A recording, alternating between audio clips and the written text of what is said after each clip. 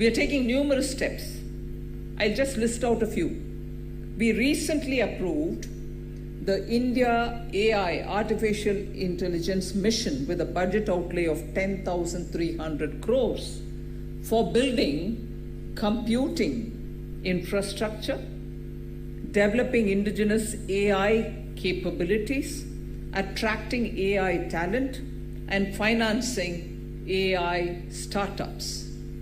The next one, the National Green Hydrogen Mission, launched in January 2023, has an outlay of 20,000 crores spread over 5 years, and that will make India a global hub for the production, usage, and export of green hydrogen and its derivatives, and enable India to be energy independent by 2047. The third one, India Semiconductor Mission, was launched in 2021 to build a vibrant semiconductor and display ecosystem to enable India's emergence as a global hub for electronics manufacturing and design. I said it was launched in 2021. And I'm glad you would have noticed, I'm sure you have noticed, but I'm glad that India has already set up 3 semiconductor units for assembly, testing, and packaging, which is what I think you guys know it better, ATP, they say, assembly, testing, and packaging of semiconductor chips.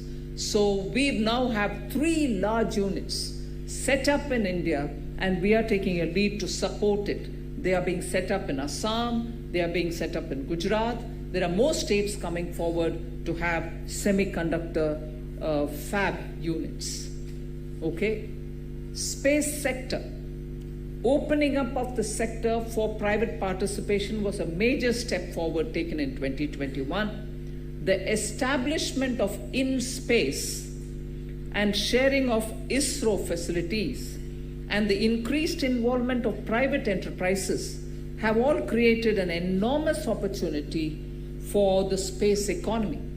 Today, satellite launches in India have a mini satellite or a medium-sized satellite also getting launched along with a ISRO-built satellite through or produced or assembled or put together by private small startups.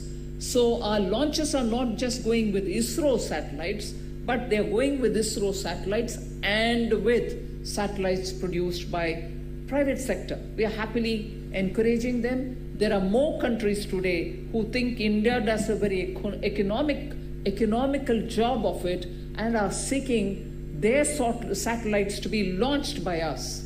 So that is the kind of branding that the space research in India has acquired. Rapid rollout of the 5G, which has been the fastest in the world. There was a time when 5G was about to be launched. People said in India, we have a very poor 4G network. How do you think 5G is going to happen? Have you all heard that kind of voice? You haven't?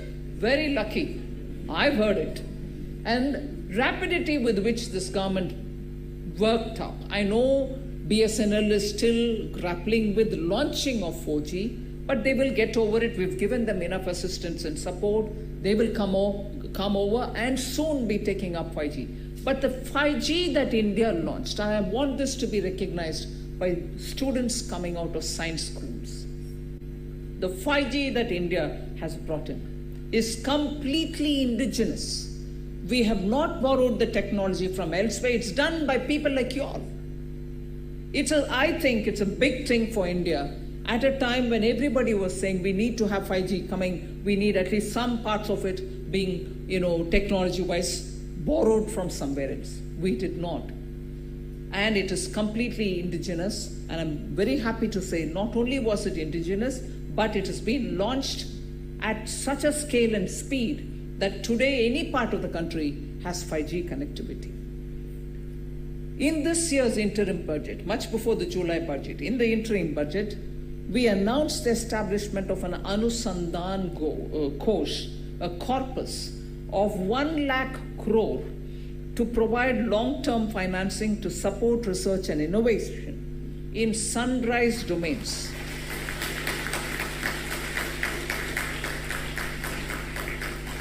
My earlier 10,000 didn't get heard. 20,000 didn't get heard. My God, 1 lakh each time for a clap, imagine. So Anusandhan Corpus will provide long-term financing to support research and innovation in sunrise domains, which will create new avenues for India's tech-savvy youth like you, who are making India a global hub for innovation. We've also strengthened deep tech technologies, which are going to help the defense sector to become Atmanirbhar. Innovation, research and development, if only you had the time to listen to the budget speech of July 2024. We had 11 pillars through which we said, these are the routes through which we'll support, make legislations, fund, and take forward every step in order that we reach 2047 as developed country. And in the 11, one of them is innovation, research, and development as one of our priorities. So if we had 9 priorities, this is one of it. So the government has not forgotten its responsibility.